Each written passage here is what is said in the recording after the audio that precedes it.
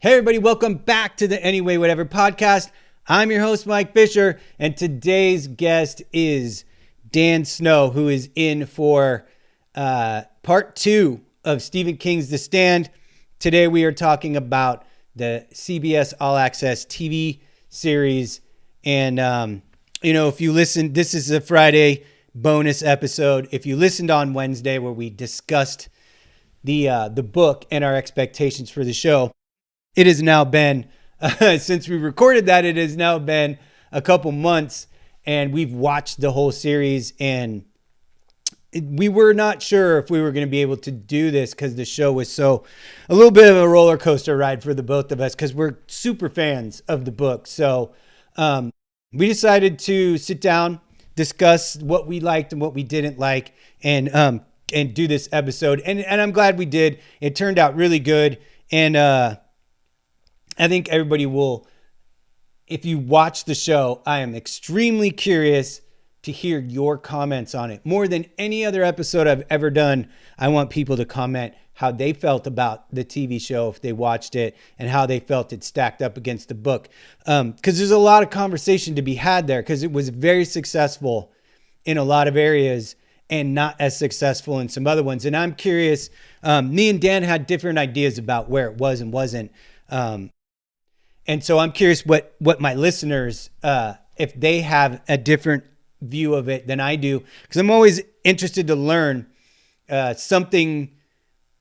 see something in a way that's different than I'm seeing it on my own. So I'd love to hear from you guys on your thoughts of the TV series, or even you want to talk about the book or whatever. Stephen King in general is always something that I'm interested to talk about. So yeah, this is a fun episode. Dan is now officially the first regular guest. He's got 4 episodes with me now, and I think it's pretty fair to say he's going to be doing a bunch more. We discussed, maybe doing some future Stephen King episodes about adaptations. So we're going to keep our eye out for anything that they make out of Stephen King material, and we'll do more episodes on that. People seem to really love the episodes I do with Dan. So, we'll keep making them because you guys seem to want to listen. As always, if you are listening to the podcast version of this show, please subscribe, give us a review. In this episode in particular, share it if you think you know some Stephen King people who might want to chime in on this. If you are watching the YouTube version, subscribe, like, all that stuff that I always ask you to do. In the description below, you can find the links to our merchandise and our t-shirts through Warlord Clothing. If you want to know the gear that I use to make this show, that's all in the links down below. And, our Patreon is active. Please consider subscribing to help me keep making the show. I'm 3/4 of a year through the first season and the first year, I should say. And it's amazing. It's amazing to me where this has grown to and how many new listeners I get every episode. Every episode is building, and right now building fast. And so I'd like to keep going and keep doing it. So any support, whether that is a listen, a like, a share, Patreon, anything you can do I appreciate it truly. And so this is episode 2 of me and Dan Snow talking about the CBS All Access series, The Stand.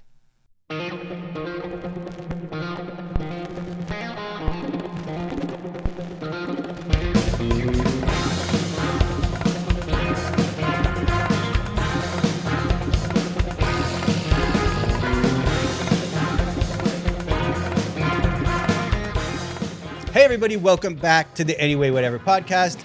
As always, I'm your host, Mike Fisher, and today is episode 2 of the Dan Snow Stephen King's The Stand review discussion that we're doing. We're back. Today's episode is out on Friday. There is a Wednesday episode. If you have not listened to it, we talk about the book, The Stand, and then we discuss what our hopes for the show would be, and then cut to 2.5 months later, and we're recording this version, having watched the TV show The Stand that was on CBS All Access, created by Josh Boone. It's Josh Boone, right? Yep. Okay. Written by Stephen King, and this is our discussion about the show. The first one we talked, like I said, we talked a little bit about what our hopes and expectations were, and Dan had a really good quote in there about how wanting something to be good goes a long ways to helping it be good for you. And and so right out of the gate, well, I guess what I would say is that magic worked on me in the beginning.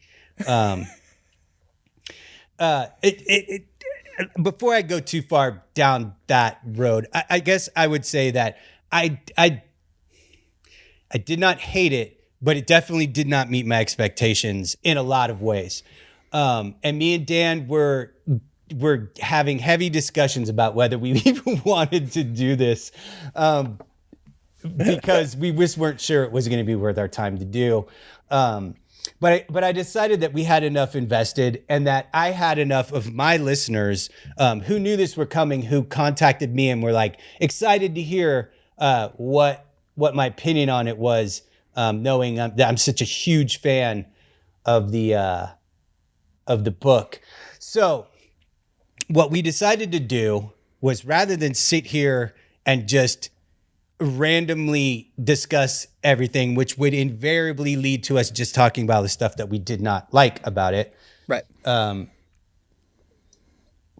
We decided I would come up with 5 things that I loved about it and 5 things that I did not love about it. And then we would kind of work from that, so that we're going to get an equal amount of positive and negative input. Because as a person who makes things for a living, I always try to not just be shitting on other people's stuff. And you have to understand that it's a great big world, and I don't know if people like this show or not. It certainly did not get good reviews on IMDb or on Rotten Tomatoes. I think on IMDb it's like 50%, 58%. Yeah. And then on Rotten Tomatoes it's like 58% or something.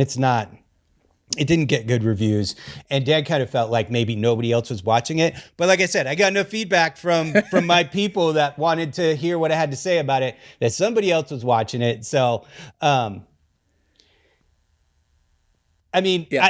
I did not love it. Me and Dan were messaging back and forth a lot, like the day after every episode. I know that you didn't love it, but what's your general?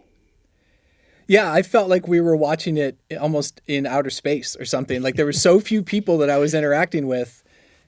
It was shocking. And then you'd watch CBS, the normal CBS channel. They would show football games or whatever. No mention of it.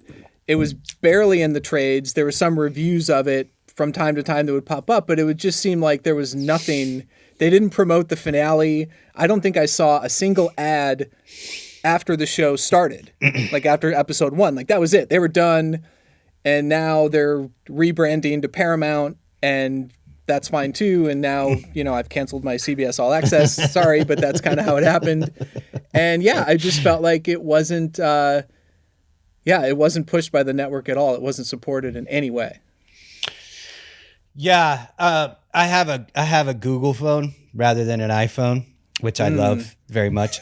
But I have a whole, Google News feed where it just feeds me news stories about the things that it listens to me, and it sees what I post everywhere, and it gives me news stories about that stuff. So the whole time I was getting news stories about the show, and they weren't very positive either. Yeah. It was like a lot of, this is why this show is not cutting it, type of thing. And so we'll go. There were definitely things about it I thought they got very right. The problem, I think, in the end, if I was gonna sum everything up, they did a lot of things really, really right, but the things they did bad were so bad that it completely, for me, it removed, in several instances, it removed my very favorite parts of the story in 4 or 5 places, like very important parts of the story. and for no reason. Like there was a reason for them to take them out. There was no budgetary reason why they would do it that way, because none of the scenes were, big budget type of sets. So I don't know. It was very strange that they did that. Yeah. There was one thing I noticed when I went back and I watched the first episode was that from the very beginning, it sort of pulls the rug out from under you in a bad way. Like, you got to assume that if you're making that show, the main people that are going to watch it first are the people that have read the book and like love the story. Mm-hmm. So episode 1, they start with this super fast overhead shot of a cornfield with this Mother Abigail narration going on. And I'm like, what is this? Like, is this a trailer? Is this a teaser? Is this a coming up next? Like, it really made no sense. And then they cut right to Boulder, to Harold's story, and then I was completely like, I don't know what's happening. And if you didn't, and I knew what was happening, but I was like, this doesn't seem like the right, like you really need to like ease everybody into it. And I don't know, that part like sort of threw me off balance for the whole first episode. And I think that sort of was indicative of what was going to happen with the whole series. Yeah, I agree with you. To a certain extent, I would say that for me, that first episode was one of the better episodes. I agree. And I was excited at the end of it. I was like, okay, I think that they might be able to do this. Yes, I agree. It gave me hope for the rest of the episodes. Yeah. But to kind of start going down, would you prefer to do the negative things first or the positive things first? Do the positives. Let's be positive. Let's start out positive. Yeah. Okay. So for me, and if you listened to the Wednesday episode, I think it's episode 44, you will have realized that one of the things we liked previous to watching the show was the casting decisions that they made, who they cast to be in particular roles. And we discussed it a little bit, and where we were worried about people like James Marsden being Stu Redman and Whoopi Goldberg as Mother Abigail. I would say I didn't have a problem with any single casting they did. I thought the cast was great. Everybody fit the role well enough that I didn't have a problem with that. I actually thought that Stu Redman Marsden surprised me as Stu Redman. I bought that way more than I expected I was going to buy that. I agree with that on the Boulder side of things. I don't agree with your statement of the good casting, even though I would have thought it would be great on the Vegas side of things. I think Flag, Lloyd, Trash were all, I don't know if they were miscast or if they were just sent in a wrong direction, but none of them worked for me. We'll cover that in the parts I didn't like part. That makes more sense. But to speak to that a little bit, yeah, it wasn't that they were miscast. It was that the characters were either written or played improperly. That makes more sense. By the people who were cast. But the guy who played Lloyd was fine. Right. You know what I mean? And I thought that Skarsgård, Alexander Skarsgård as Randall Flagg was fine. I think that's a good casting. I think aesthetically, he looks like what you would expect the guy from the book to look like. Yep. And I didn't even have a problem with his acting in this. I thought that he did a good job with it. But yeah, like Harold was great. Like you're right. All the pieces were in place. They did a good job. Some things that I thought that in regards to the casting that they did a really good, cool job with is like, you look at the Larry Underwood character, and in the book, he's a white guy, and they recast him as an African-American guy. And they kind of created the character as like a Larry Clark Jr. type of like blues guitar player, like rock blues guitar player, rather than like a hip hop guy. And I was kind of concerned they're going to make him into like an urban guy. And they didn't. And they and that was surprising and cool. Like I thought that was cool. And I thought that the casting was really good. And I actually thought that the acting by the guy who played Larry was really good too. I thought he did a great job. I agree. with what they did to the story of Larry Underwood. I did not keep my list out of the names of the actors, so I can't remember that guy's name. But he did a great job. I think that like I said, I think that the casting was really good. You know, nobody was unbelievably cast, and I was concerned about that. And I actually thought that Whoopi Goldberg did a good job as Mother Abigail. I was concerned she's a little too much of a character as an actress, you know, and I was worried that there would be too much Whoopi Goldberg in that character, and she did a good job. She did a good job. Fine. Yeah, Larry was played by Jovan Adepo. Yeah, he did good. He was good. I was pleased. I was pleased with that. And of course, the one thing we knew that they would have, that we said in the last episode that they definitely would get right was the casting of Heather Graham as Rita Blakemore, and that was A+. They nailed that. We knew that they did a good job on that one, and we can confirm now that was a very, very good casting. Yeah, she was great. She did a great job. Yeah, there was like a weird lovemaking scene with her and the Larry Underwood character that didn't seem to need to be there. It's in the book, but considering all the other things they cut out of the book in regards to their time together, they could have made that scene shorter. Right. It's like, cut out the weird lovemaking scene. Give me the scene where Larry wakes up in the tent with her and she's dead. How about that? Right. That seems... Anyway. And again, if you've never read the book, you shouldn't be watching this because you're going to get it obviously spoiled. This has no interest. Yeah. And if you have watched the show and never read the book, you're in big trouble. Going that direction, you're gonna be, first of all, at every step you're gonna be like, why was that in the movie? And you're gonna again, I thought the casting was good. The other thing that I think that they got right were the settings. All the settings and sets and locations were really good for me. Like Boulder was really cool. It seemed like what a mid-sized American city would look like if 99.7% of the people in that city died and were left where they were. And all along the way, I feel like they did a really good job with the location stuff. Yeah. Okay. It felt right to me. It all felt right to me. If I had a criticism in that regard, it could have been a little grittier, like a Walking Dead, where things are a little bit more aged out. But I think that's a budget thing. You know, The Walking Dead first season didn't have it like that either. And after it became such a huge success and they had budget, they started doing a better job with that. You could pump into those big shots. It was like, they had a few shots of like New York where they're like, here's some smoke coming up from a building. But I get it. Those shots are super expensive. Yeah. Yeah. And like,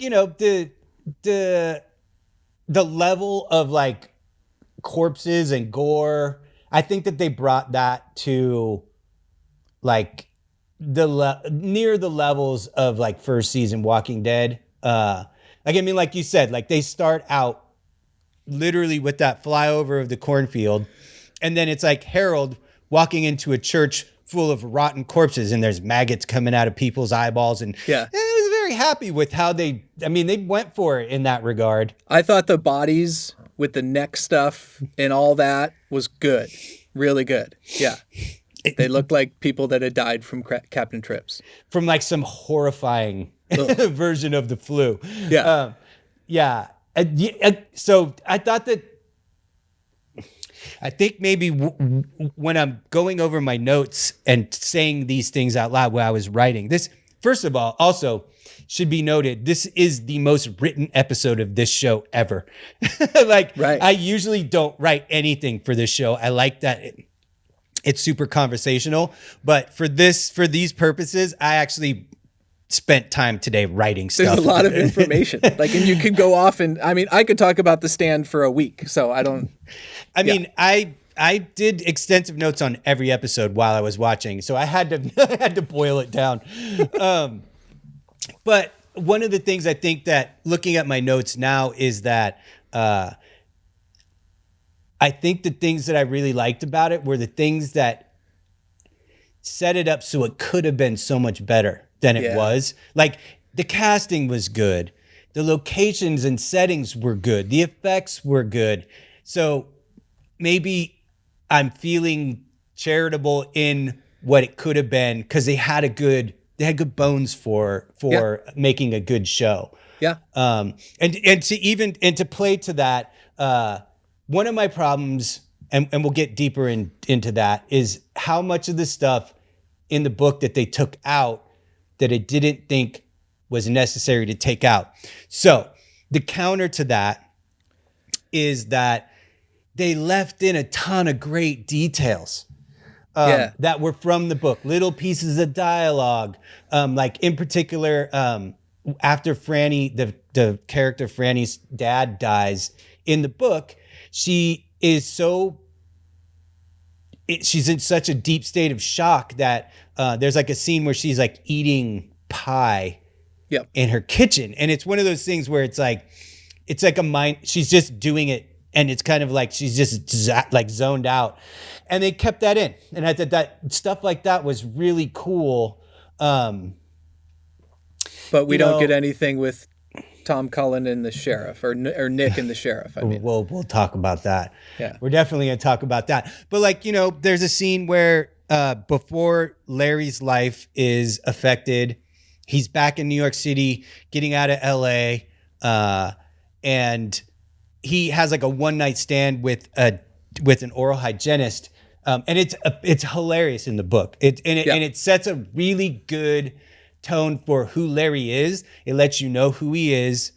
And they kept that in. And I thought that was really great. And they did a lot of stuff like that. Little bits of dialogue, little things like that.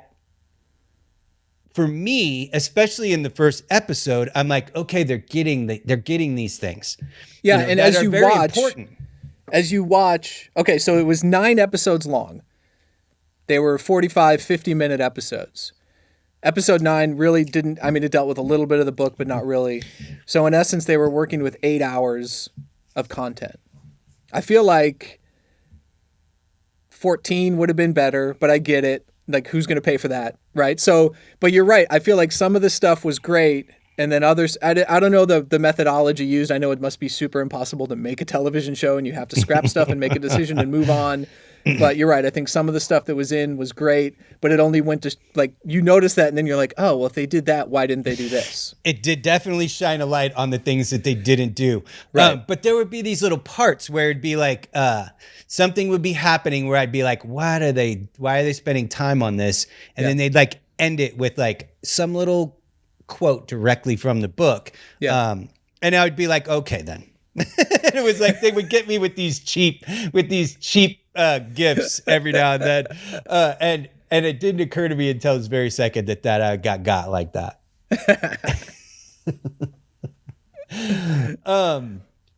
Yeah, I definitely liked all the little, and then they always put in little Easter eggs, like Stephen King makes a cameo as like, as like there's like some zombie movie advertisement. No, it's an old folks home.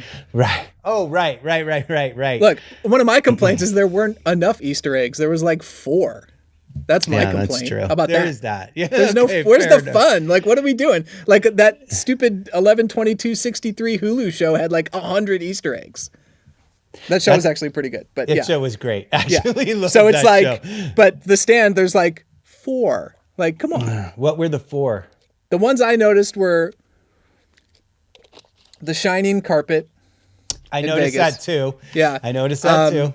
There was a King Crimson poster in episode 1 that we talked about. And that's that a was reference. In Harold's bedroom. Yeah, or wherever he was. Yeah, so that was in reference to the Crimson King. Yeah. What else? Oh, they showed at the last episode, they showed a turtle, which is like, whatever. Like, that's a big deal in the Dark Tower. Okay. But it's like, you can't just show a turtle and have it count. I don't know. There was a lot of stuff, and I just think they could have had a lot more fun with it. It didn't seem like they were having a lot of fun with that part of it. Yeah. Yeah, I agree. I agree in that regard. Yeah, because that is one of the things. Stephen King's universe is so deep and there's so much lore that you could pack it You could do pack stuff that and they do that, like especially Castle Rock TV show, which that's the whole show, which is the whole show, but they do a good job of all that in that. And was that Josh Boone involved in that? I don't think so. Okay. So yeah, that's the third positive I have. Okay. And the very biggest positive for me of the whole thing was the character of Harold Lauder. Yeah. I think that is the character that they got the most right. I had a listener on my personal Facebook page who was a guest, shout out to Adam McCarthy, say that he had huge problems with Harold. But I thought that, like we mentioned in the last episode, in the book, Harold is an overweight kid, and you kind of watch him go from being an overweight kid into like a fit young man, right? Over the course of the book. And this one, they didn't really even try to do that. They kind of just kept him weird the whole time. And he's a big, huge part of episode 1, and you get a lot of his story set up.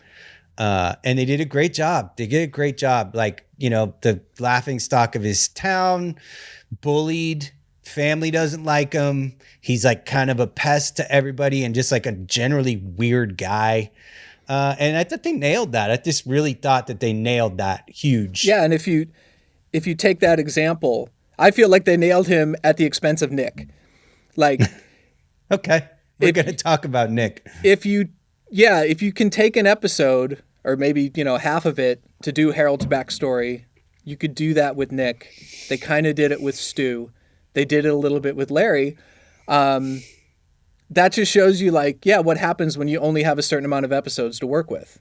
Mm-hmm. If they would have had another episode in the beginning where it was like Nick and Tom and what the hell happened to them before they hooked up and like really sort of space that out. And I wanted more Larry. I think Franny and Harold got proper backgrounds, except, maybe you could have used the stuff with Franny and the husband of her child, because I thought that kind of showed her as like she's independent, she's going to do whatever she wants.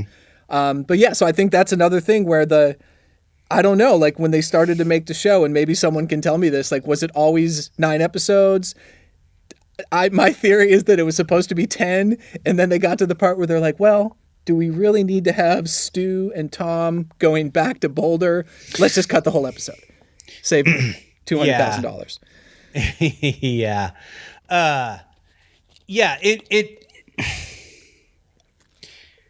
Let's just do, before we get to because now you poked a couple wounds, and I want to talk about. Look, Harold's great. Harold's the best. Harold is the best part of the show. He is for sure the best part of the show. Yeah.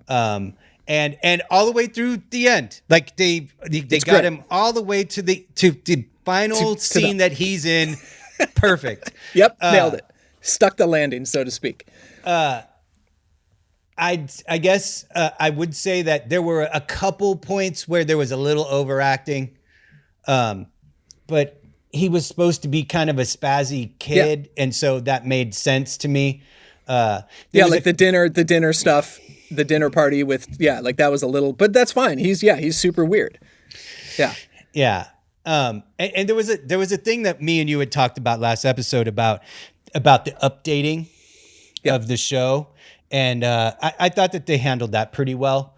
To speak to that dinner party, Harold leaves early, and, he'd set up cameras inside of his house. And he was, before Captain Trips, he's listening to Fringe podcasts, Fringe radio stations. Like, that's awesome. Like, that totally makes sense. Yeah. Yeah. He's like listening to like conspiracy stuff, right? And he's hard like nerd. Art Bell on.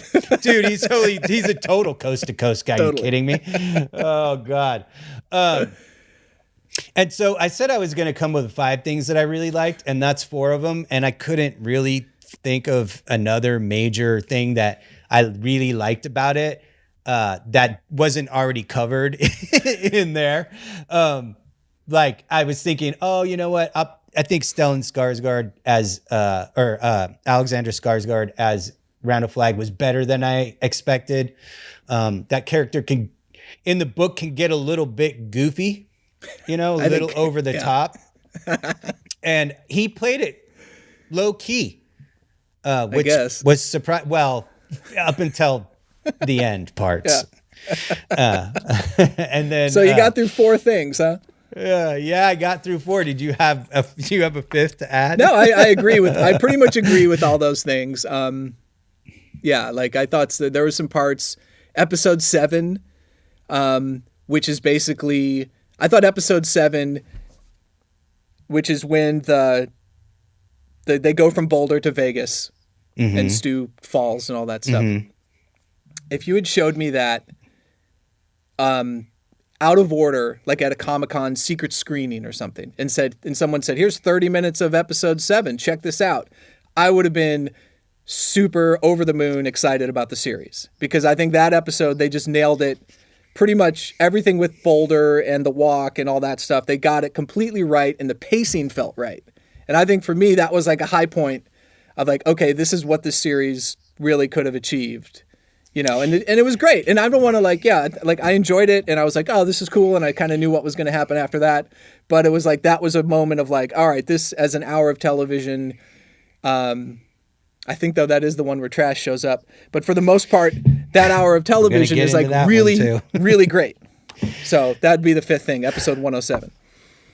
Okay, that's fair. I thought that was also really well handled. Yeah. It seemed realistic to how somebody would hurt themselves in that way. Yeah. The camaraderie of the walk, of them walking across the western part of the Western Desert, and the things that they talk about, and they get philosophical, and then they like every kind of conversation you would have if you were walking for 2 weeks.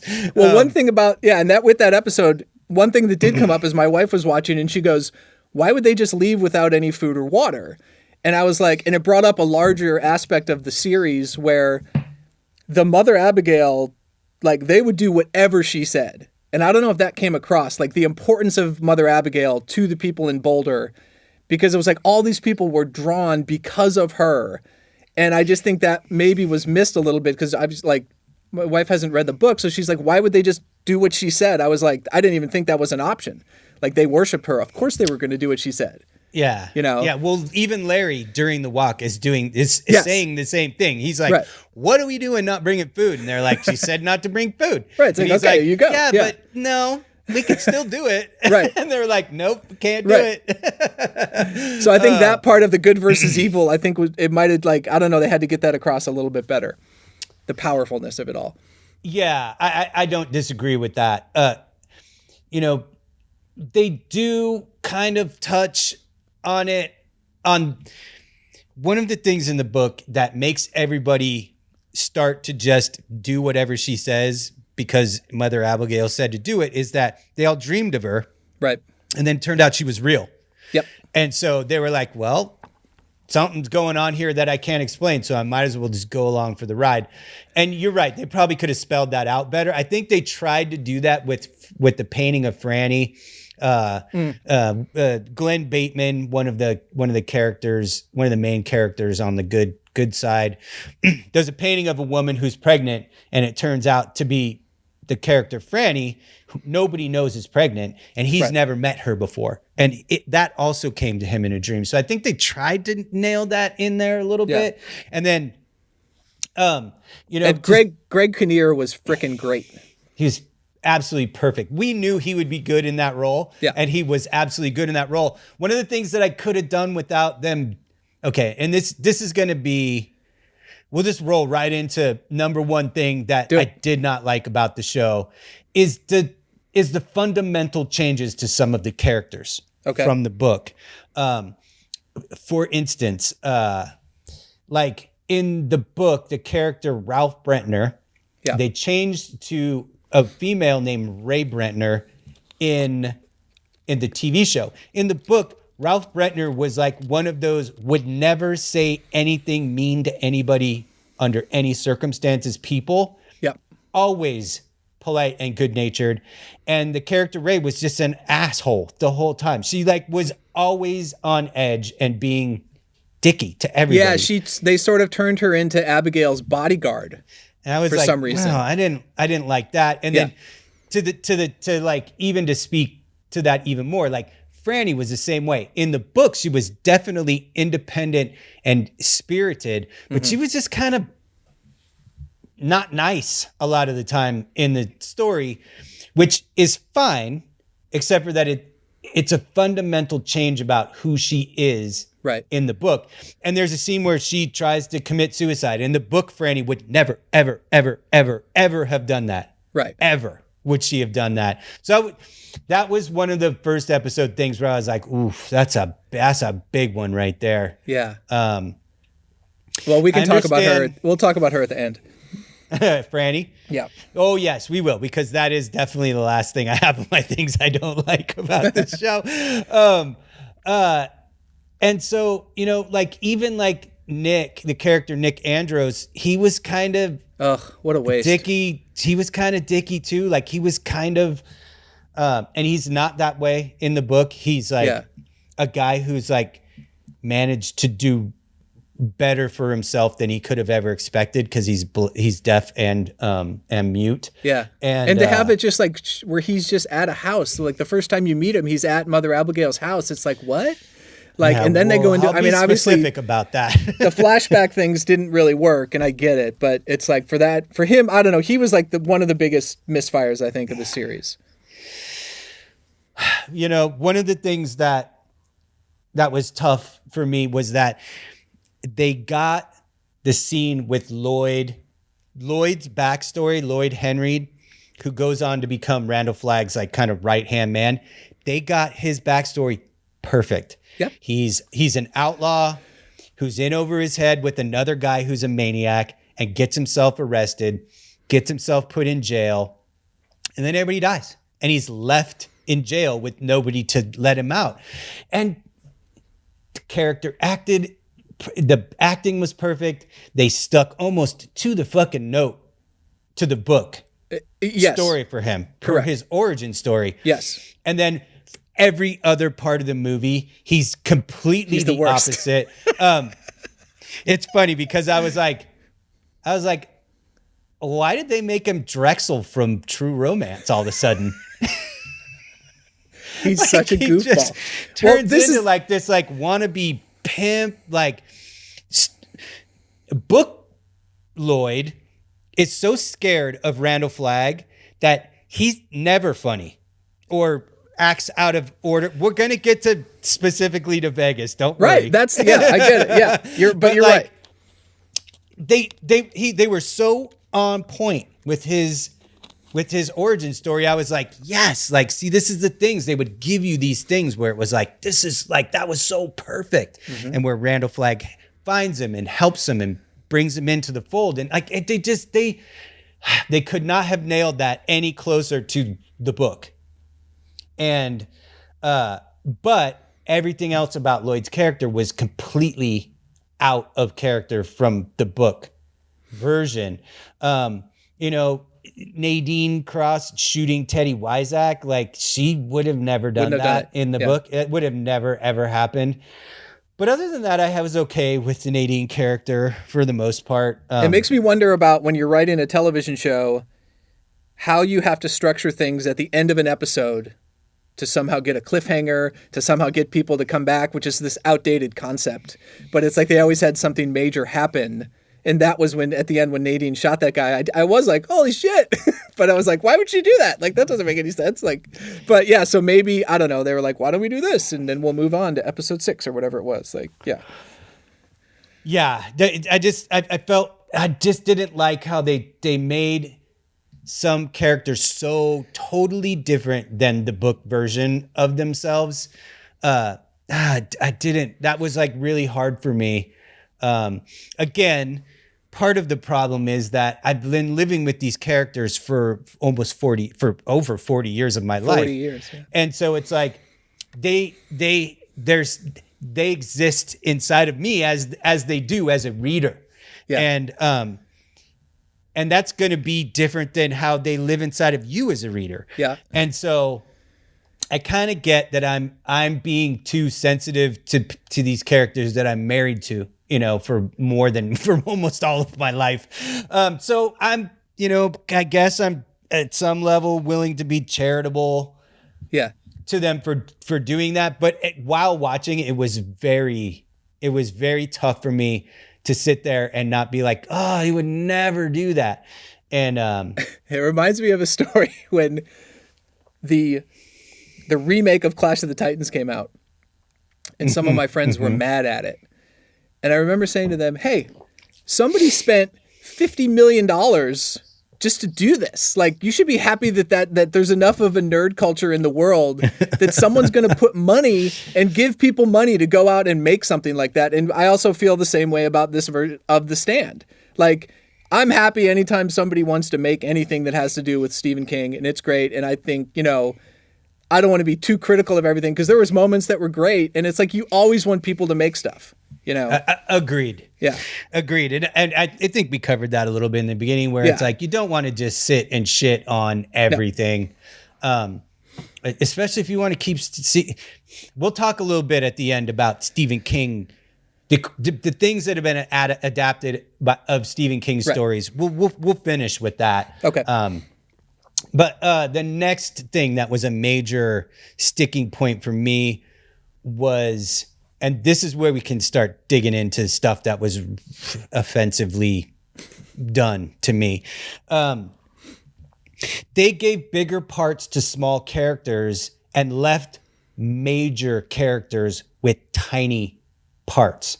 Okay. A perfect example. Nick Andros in the book, who is the deaf mute, he's like number 2 on the roster of important people in that book. Yeah. And he's a barely a side character in this. And Julie Lowry, who was perfectly cast and perfectly acted by whoever the woman was who did. Kat McNamara. She was great. Yeah. But they gave her 4 times the role that they gave Nick Andros, and she's important in the book, but she's only in like 2 scenes. They're important scenes, but here she gets a role as big as Lloyd, and I that is one example. Another one is like how did Teddy Wisak get a bigger role than like Tom Cullen? Right. Like Tom and Nick they're compatriots in the book, and they are the ones who travel together across the country. And it's crucial. Like, that is crucial stuff in the book. And like, Tom gets a little better nod than Nick, which is also crazy. But Teddy Wisak has a bigger part than both of them. Yeah. And like in the book, he's nothing I don't even remember in the book. Right. He's like, he's the only guy who will be friends with Harold in the book. But that's like one, like maybe 5 paragraphs. Yeah. And in this, he's like a major part of like 4 episodes. Right. I'm like, what's going on here? And so that was like that was just, it was unacceptable. And in the most major way was with the character, the Trash Can Man. Yeah. Who we talked about in the first episode was teased to be played by Marilyn Manson. But yeah, breaking news. Maybe they were right about that. Oops. Yeah, right. We didn't know he was going to get fucking canceled. Right. We didn't know he was going to get Me Too'd like he did. And maybe somebody else did know. Right. Good point. Maybe somebody knew something that we didn't. Yeah. And that doesn't even speak to the Amber Heard situation. Right. Which was pretty much the same situation. Yeah. Only going the opposite direction, where it came out that she was the one who was abusing her husband, Johnny Depp. Did you hear about that? Yeah. Yeah. Oh, no, those are the people that that fills shit. up all the comment sections. Yeah. Okay, go ahead. Talk about Trash.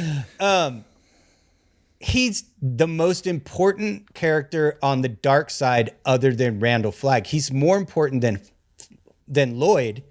Is he in 2 or 3 episodes?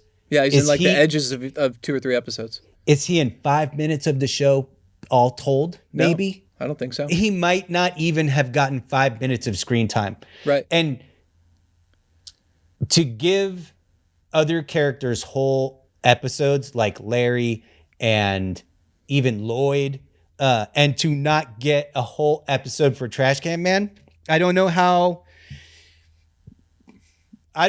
you make this show, write this show, and consider yourself doing justice to the source material and do that. Like it's such a major error for me that I was incredulous. I couldn't believe it, but I couldn't believe that they completely took out that character. And it wasn't like he was like, take out Lloyd and leave Trash Can Man if you have to do something, but don't give more screen time to Julie Lowry than Nick, Tom, and Trash Can Man. Don't.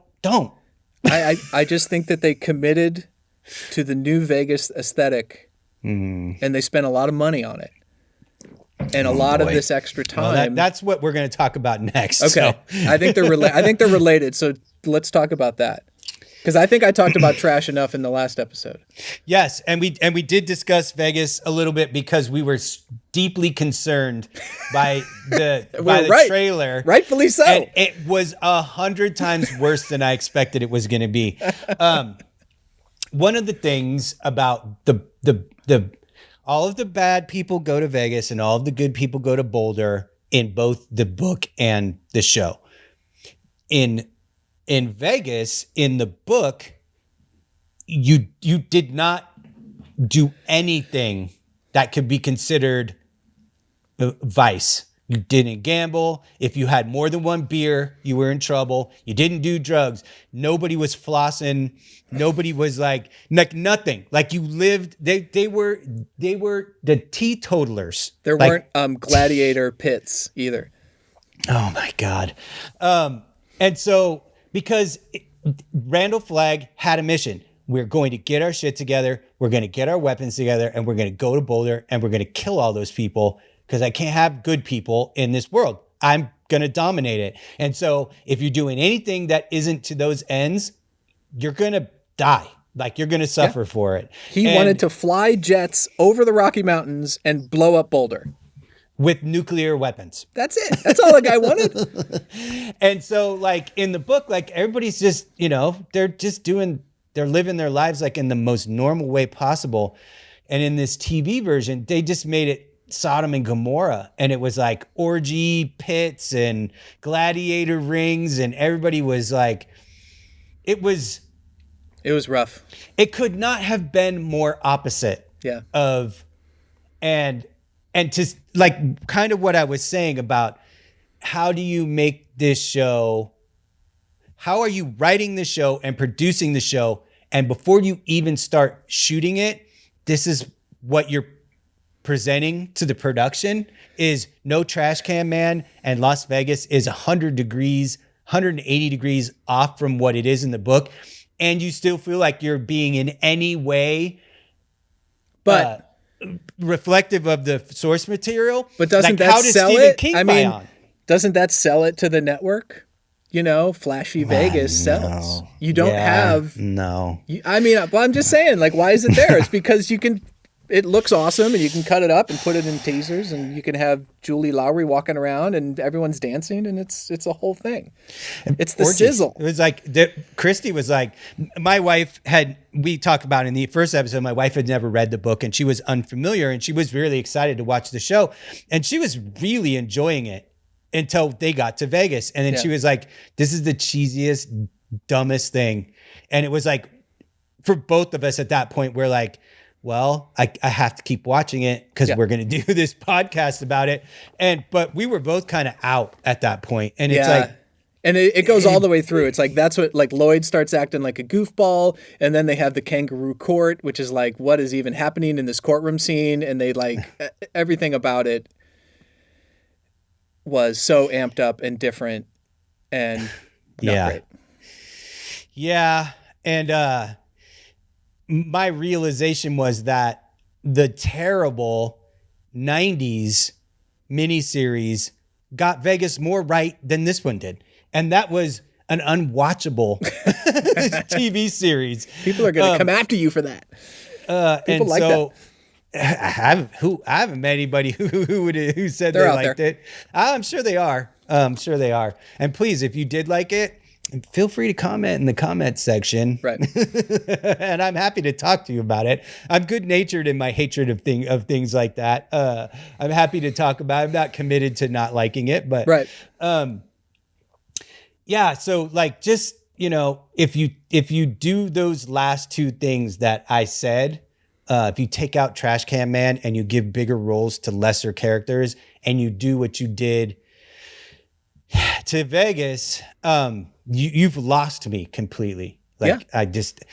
I kept trying to be good natured about like, okay, they're going to change things. That's totally cool. I get it. Totally. Like I'm totally fine with that. And I was okay with the changes that they were making as we went along. But man, those two were like, they were so like, I'm trying to imagine Stephen King looking at that script and being like, okay, yeah, we'll do it that way. And I feel like he's just taking it easy. I don't feel like King's giving notes to anybody.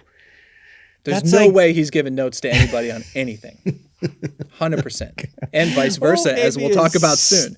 His son maybe should have. And also, like, somebody should have done something. At the end of, they made the Hand of God thing even more unbelievable when the nuke blew up. Because now there wasn't even the ball of electricity that Flag created. There was just this random cloud and electricity. So it was even more like, what is this? Like, there was no... Like, I kept trying to explain to my wife that she's like, what does the stand mean? I'm like, okay. Like, it was really all about getting these characters to a certain place at a certain time where these things could all come together and happen. Where Trash is there, Flag is there, the good people, Glenn and Larry, are there to fire people up and blah, blah, blah. And then all of a sudden, boom, this thing explodes. But now they don't have Flag do the electricity, which causes something else. So I don't know. The whole thing was like, it got a little convoluted with the explosion is what I'm trying to say in a convoluted way. Yeah. In the book, the Trash Can Man, who is all but non-existent, well, he still does the same thing, kind of. Yeah. He does. He goes out into the desert and he finds a nuclear warhead and he hauls it back to Vegas. Because in the book, he's on the outs from Randall Flagg. Like, he thinks Randall Flagg is mad at him. So he goes to because he blew up all the airplanes, which is so great and so random and you don't see it coming. And they didn't. He's such a wild card in the truest sense. I know. And I was trying to explain to my wife, like, she's like, I thought that character was supposed to be. And I was like, no, look, this. And I had to pause the show and be like, okay, this is this dude's backstory. This is why he now has a nuclear weapon and he's heading back because they don't. In the TV show, Randall Flagg just says, go get me one. Go get it. Right. Yeah. And in the book, they're preparing these jets to go to Boulder and do a full-on air assault on the city of Boulder. And Trash Can Man is the one who's going into the desert and finding these planes, figuring out how to make the bombs work, load the weapons. Yeah. He's like the guy. He's like the tech guy. He's the pyro guy. And in the book, there's literally none of that. Yeah. There's literally none of that. And, and so... He's sensitive to being teased about being a firebug. And so somebody teases him about it and he blows up everything and sabotages all of the weaponry that they were going to use to go to Boulder. And so he leaves thinking that he's in trouble with Randall Flagg. And the only way he can redeem himself is to bring back the nuclear warhead. Right. And so it couldn't have been more anticlimactic how that warhead got there. Yeah. And whatever they thought they were doing with making Trash Can Man like a weird, whimpering, shrieking golem, you referred to him as Gollum in the last episode. Right. They really did it. Metaphorically. Yeah, right. He was. And then they literally turned him into Gollum. It was tough to watch. Yeah, I don't get it. It was brutal. I don't get it. It was so brutal. Yeah. And so, yeah, in the book, Randall Flagg is trying to bring this electrical charge to life to like fry the spies from the good point. And he gets out of his control. Right. It gets out of his control. It ignites the nuclear warhead and blows up all of Vegas. And we lose Larry, we lose Glenn, we lose everybody. And wait, did they kill Glenn before he even got? He was killed in the jail cell. Lloyd shoots. Yeah. In the book, Flagg basically tells Lloyd to shoot Glenn. In the show, the rat woman who's like the judge in that weird court, she basically says shoot him, and then afterwards she's like, "Why'd you shoot him?" It's like, oh my god, like what is happening? Did you? You realize that's Brad Dourif's daughter? Really? Mm-hmm. She did a good enough job as that character. It's just that in the book, that character has like 2 lines. Yeah, she's like Mad Max. I mean, she was a total Mad Max person. I think that's what they were kind of trying to do with Vegas Fiona a little Dourif. bit. Huh. Yeah. So there you go. There's what you didn't like, huh? Well, there's more. Till we got to the end. If you watched the last episode, and if you are listening to or watching this episode without having, this should be episode 45. That should be episode 44, where we kind of talk about, this story and Stephen King stuff. One of the things we discuss is in American storytelling for the last 100 years in America is the trope of the magical Negro. Mm-hmm. And my wife was like, "You didn't really say that word on your show, did you?" And I was like, "Well, I didn't make it up, and I'm not saying it to be offensive. It's out there. It is a real thing. Use a Wikipedia about it. Like if you want to read a very detailed explanation of what that story device is, it is referred to as the magical Negro. Right. And it's where it's where an African American character shows up with magical powers to service a white character and help them with their magical powers. It's more of the same. It's more of the same nonsense. Right. And Stephen King has had a problem with that for most of his career. Yeah, The Shining, The Green Dick Mile. Halloran, The Green Mile, Yeah. Paul Coffey. Yeah. And not Paul Coffey. Paul Coffey's a hockey player.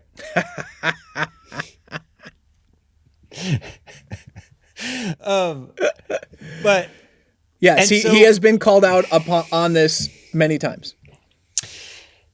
And even in the book, Talisman, in the Talisman, there's a guy named Speedy. Same problem. Yeah, there. Yeah, that's enough gives examples. the kid magical juice to like literally gives him magical juice.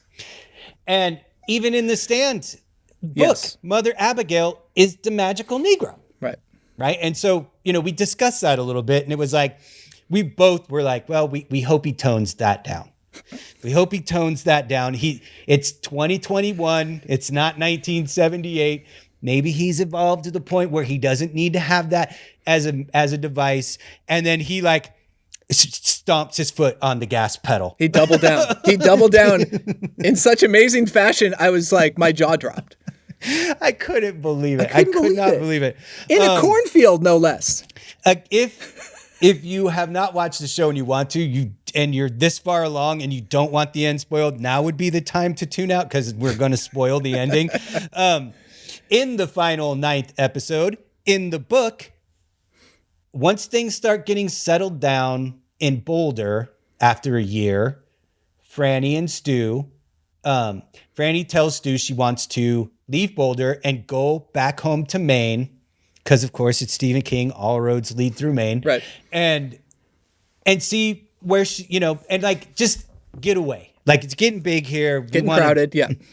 Go somewhere, have some more kids, live low, do our thing. We can go. We can always come back at some other time, bring the kids in so we can help repopulate everything, but let's get out of here for a while.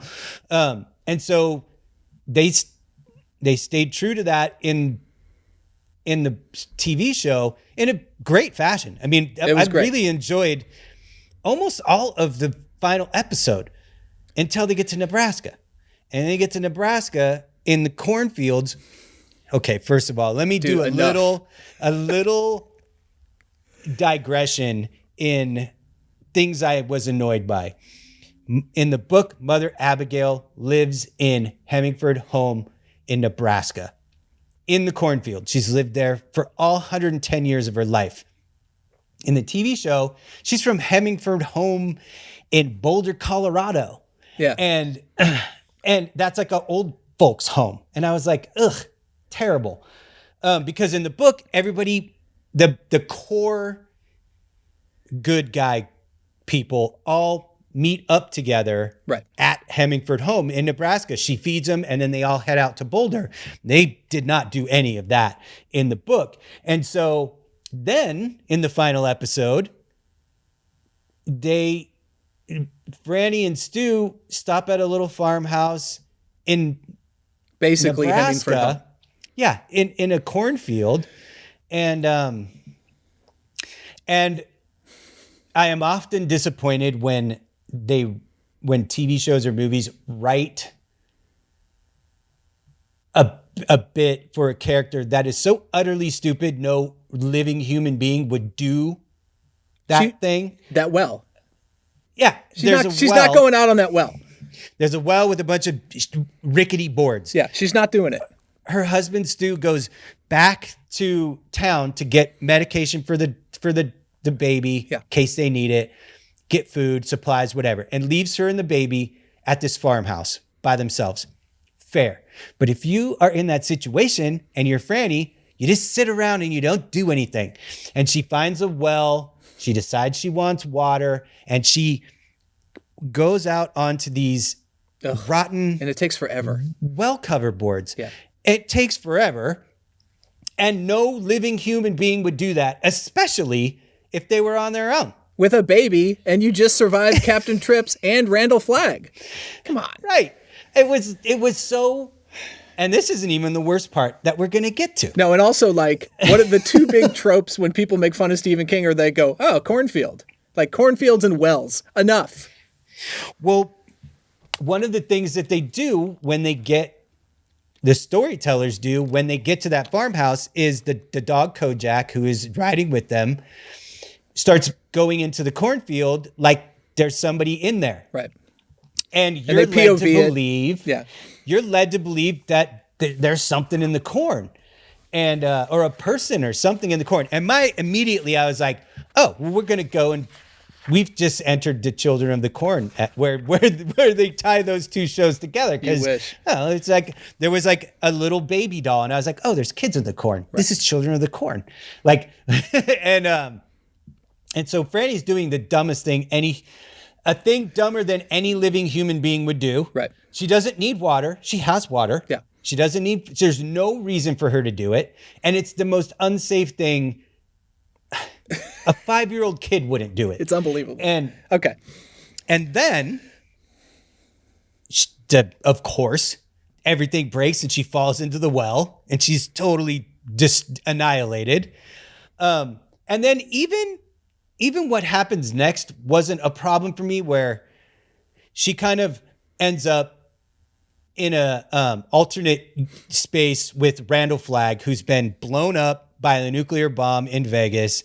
And she's like in this jungle with him. And I was okay with all of that, where he's trying to tempt her into little, like, just help me out a little bit. Yeah. And, she's smart enough to know that she shouldn't do that. And I actually... If there was another reason she was injured other than the well, I would have still been okay. Have Stu fall down the well. But Stu's already been hurt. We can't do that. Have him fall in the well. Have the baby fall in the well. Who cares? And then just have Flagg walk out of the corn. And bargain with her. That would have actually been a good way to handle it. Or he could have had his wolves surround the baby and she could have tried to bargain her way out of the wolves. That too. And the baby. Or Crows or what? So anything this episode else. was written by Stephen King. The showrunners had the script before they started shooting. Just so everyone's aware. So basically Stephen King had this opportunity to write a new coda for The Stand. And he says in interviews and all this stuff that he always felt like Franny got a raw deal because she was such a big part of the beginning of the book, but she couldn't go to Vegas because she was pregnant. So he wanted to write this to allow her to make a stand and to get some closure for her story. So that's what this was supposed to be. And in a way it kind of is, but it sort of goes off the rails. Could have worked if it wasn't for the dumb, my wife was losing her mind. She's like, why is she going out onto that well? Right. Who would do that? Right. She was freaking out. So she falls into the well. She goes into alternate universe, Dreamland, where she's talking to Randall Flagg and he's like, I can save you. Also, her husband, Stu, has a flat tire and is having a hard time working a jack to jack the car up to change the tire. And in no other part of the entirety of this story would a guy like Stu Redman have any issues changing a tire. The Texan? He would be able to do that. He could change all 4 tires in his sleep. Yep. On a gravel road. Correct. And he's like, the truck's going to fall on him. And make him be farther away. I don't know. Okay, go ahead. And so, Randall Flagg's trying to tempt her and she's not buying it. And he's like, you're going to die in that well. I can save your husband and he can come and save you. Right. And she's like, nope, I'd rather die. And, fair enough. That's her stand. That makes sense. Yeah. And she makes her stand and that's cool. I would have been okay with all of that stuff. But now we jump back into her being in the well. And I can't remember. Does Stu get back first and then the kid shows up? So basically the kid is holding the baby. Stu gets back. Okay. I think. So yeah, the kid is, yeah. A small black child comes out of the cornfield. Now, mind you, this child is probably 8 to 10 years old. Yeah. Is living in a cornfield in a tent 30 feet away from a perfectly safe and working house. Correct. Why isn't she living in the house? This is why I said nobody's given Stephen King notes. Obviously.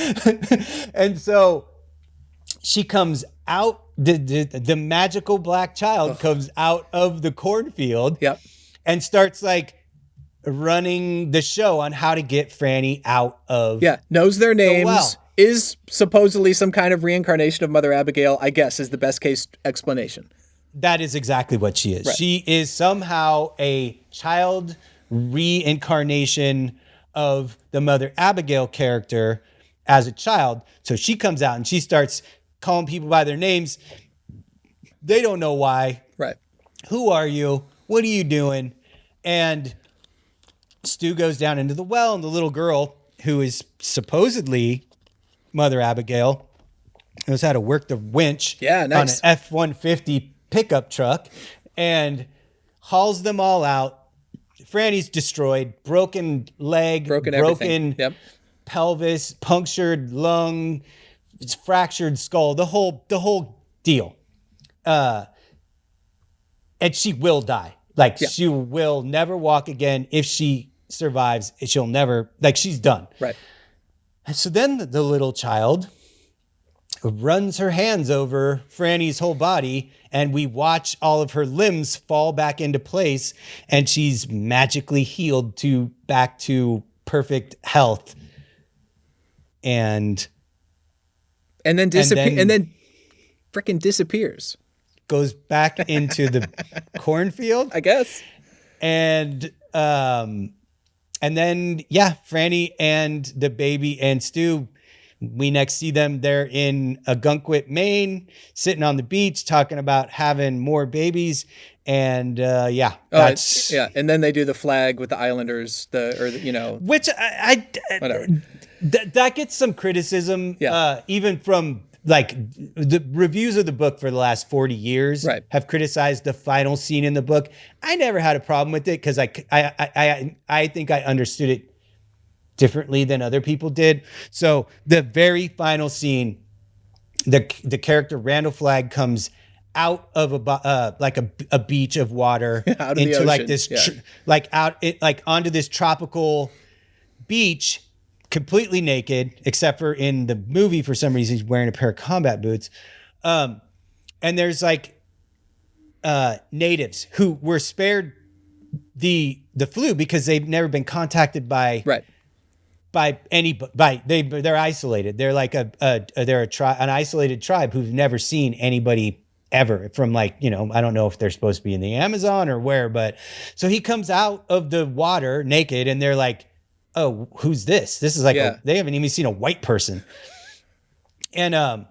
And so, you know, they're scared. So they start threatening him and he does finger guns at one of them and the dude's head blows off. In the show, not in the book, just in the show. Didn't he make a guy's head blow up in the book too? I don't think so. We'll have to fact check that one.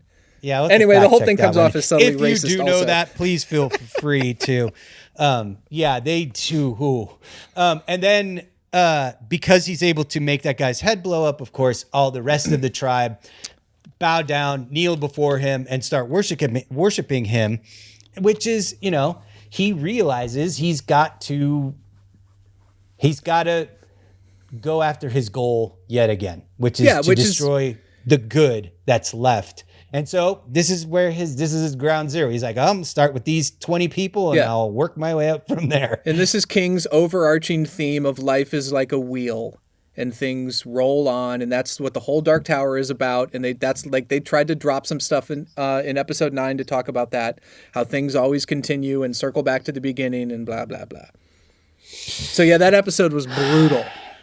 Well, the thing that this is, and it goes back to what I was talking about in the beginning, where it was like 90% of it had been left alone. I'd have been like, they saved it in the end. But then they put in the little Mother Abigail character, and between the well, the going out onto the well boards, such a trope, and the Mother Abigail, I was losing my mind. My wife was like, okay, maybe we need to turn this off. Yeah, maybe like, we all need to take a minute and relax. It's like, but then she started in like, why is she on that? Why is she on all those old boards? Like, who would do that? And you know, me and Dan were, you know, kind of messaging back and forth, and it was a lot of like, well, anything can happen here. You know, we could go into any Stephen King universe at this point. I made a list. Do you want to hear it? Hold on one sec. Okay. And so when they showed up at this farmhouse, immediately it looked just like the set of the movie 1922, Stephen King story that was made by Netflix called 1922. And it looked like the same property to me. It certainly looked like the same well. And that well was a major factor in 1922. And that story takes place in Hemingford Home. And so I'm sitting there like, when they showed up and I saw where they were and I saw the well and stuff, I was like, and they got me excited. And then you had somebody inside of potentially children inside of, I was like, okay, we're going to get some cool Stephen King universe colliding. And then not only did they not do that, they did the dumbest possible things they could do with what I couldn't even believe. They doubled down on the bad stuff. It. Yeah. It was like unbelievable. couldn't even believe it. What were you going to say about? I made a list of the potential? top. I made a list of 5 things I thought that would have been fun to see in the coda. Because keep in mind, if you don't think Stephen King would do something crazy, then you haven't read the Dark Tower series to its completion. And that's all I'll say. And people that have read all the books would be like, yeah, what he did in that was freaking crazy. So any of these things could have been written in, and I would have believed that he would have done it. So one was, like you, I thought Children of the Corn was the first thing. Or have you seen that movie In the Tall Grass? It's crazy. No. That's a short story. He wrote it with Joe Hill as kid. It's fantastic.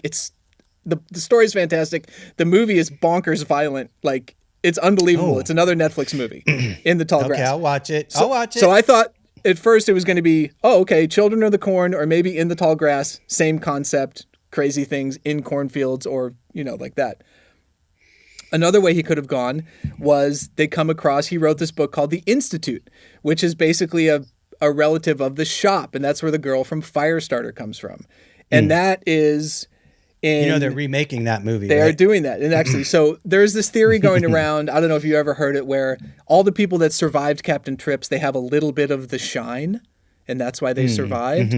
So that would lend into that. All these kids from the Institute could have been there, whatever. Another one was that they could have had them go to Arcadia Beach, New Hampshire, where the book The Talisman starts. And they could have seen that hotel and run into Speedy Parker or Wolf or somebody who's like a twinner. Like that could have been fun and crazy as well. Number 2, they could have gone to Derry and run into Pennywise, which is actually what I really thought was going to happen. And then number 1, in the Dark Tower, Roland and his posse go through Topeka, Kansas right after Captain Trips goes through. And there's graffiti about Mother Abigail and Randall Flagg, and Randall Flagg's in that story too. I thought that they could have ended it and just have Stu and Franny come across those people, and then my head would have exploded, and I would have had a very different take on the whole series. So there you go.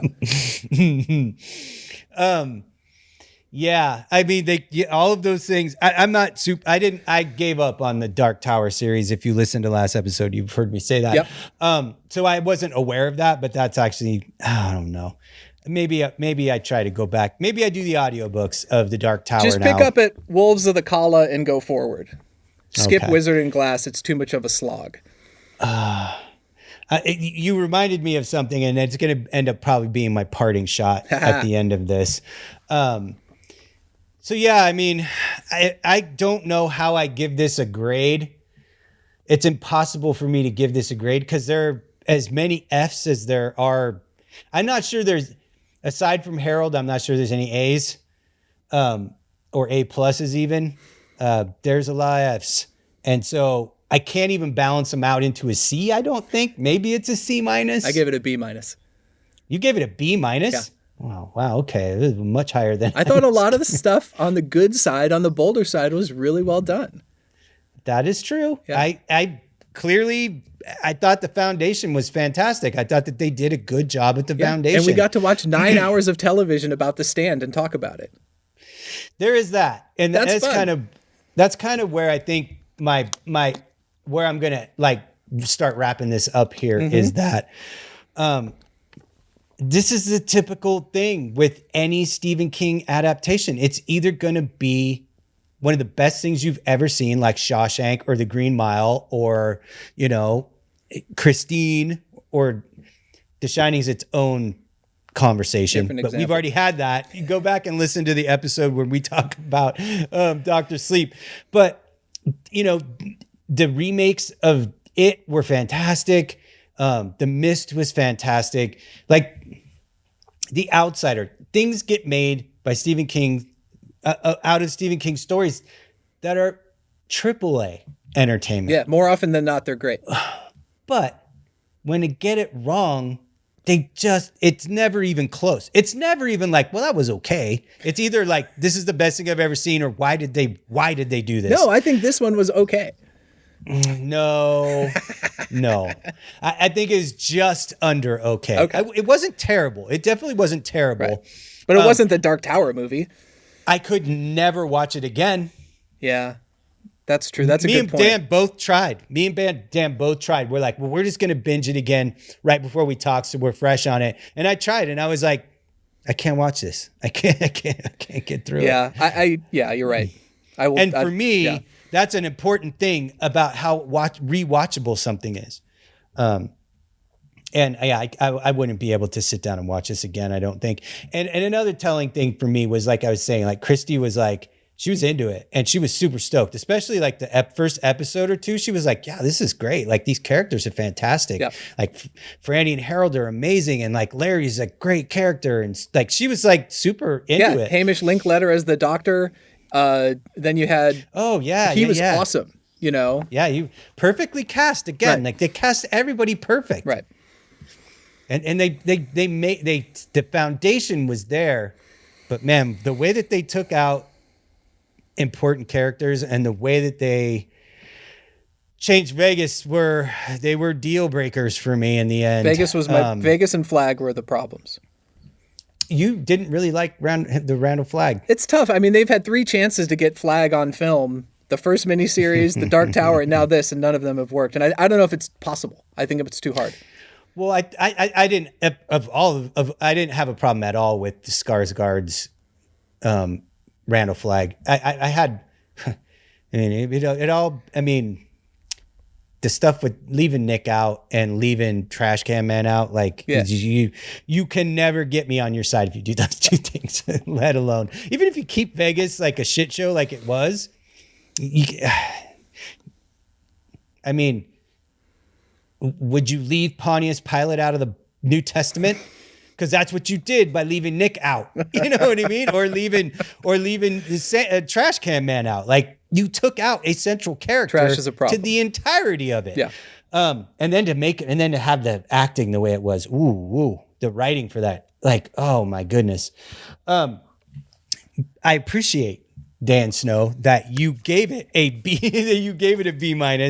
Can always count on you for positivity. I'm trying. But where I was gonna go out with is that there's been a lot of talk for a long time about making The Talisman into something, whether it's multiple movies or a TV series. Now that I know that they're never going to put money back into making The Stand in my lifetime, they'll never try this again in my lifetime, I don't think. It's been 30 years since the last time, and if I live another 30 years, right, I'll be pretty happy, but I don't see him trying to do it. So my next hope is that they do The Talisman and they do that like they did the Green Mile or Shawshank, and they really do it.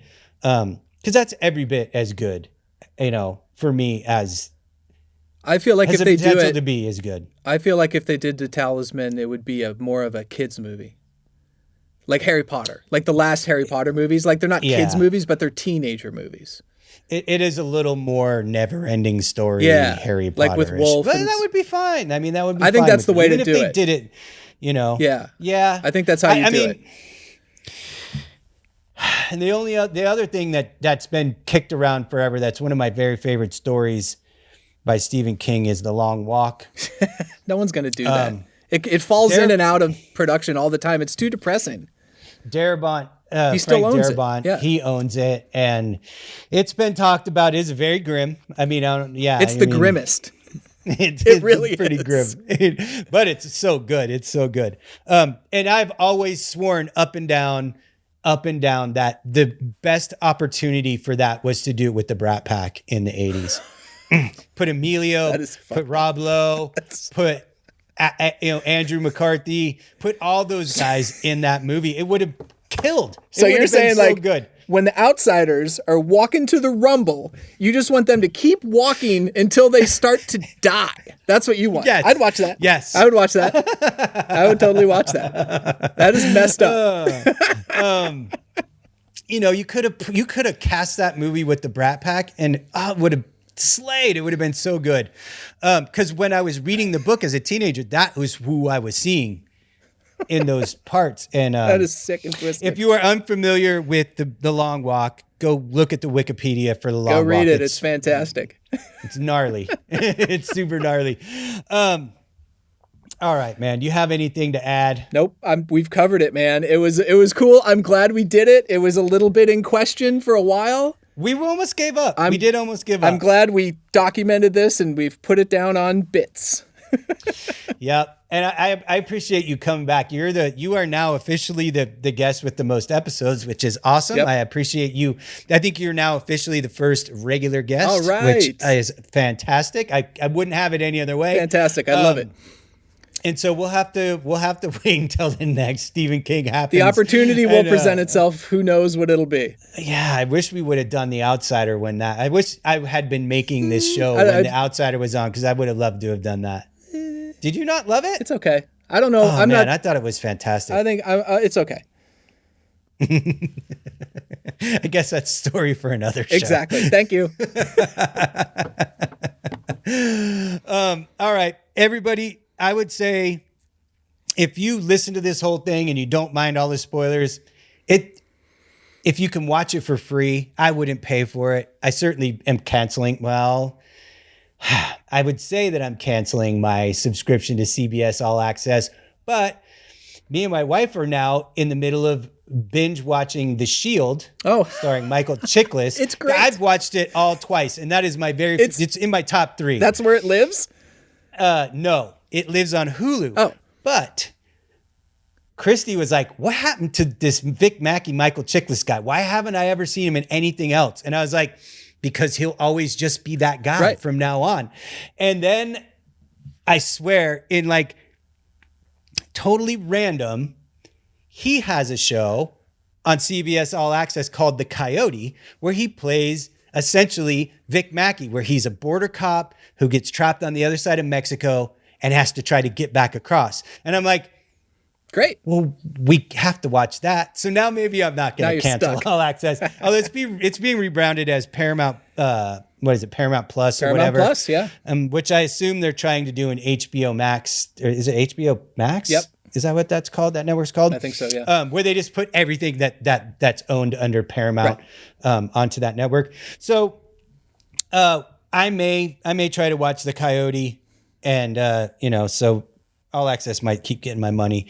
But it better be better than The Stand. Go finish reading The Dark Tower. That'd be my advice to you. Okay, I'm gonna start on the audiobooks. I don't have time to read. I have to do audiobooks so I can do it while I'm working. I get it. So I get 8 hours at a time. I can get it. I can knock a book out in a week. Awesome. All right, Dan, thanks for coming on again, and I appreciate your time. And I mean, this was a project. It was an investment where we both had to take 2 months of our lives to come up with 3 hours of podcast content. We did it, and I appreciate you doing that with me. It was super fun, and we'll do it again. Thanks, Mike. Yeah, sure.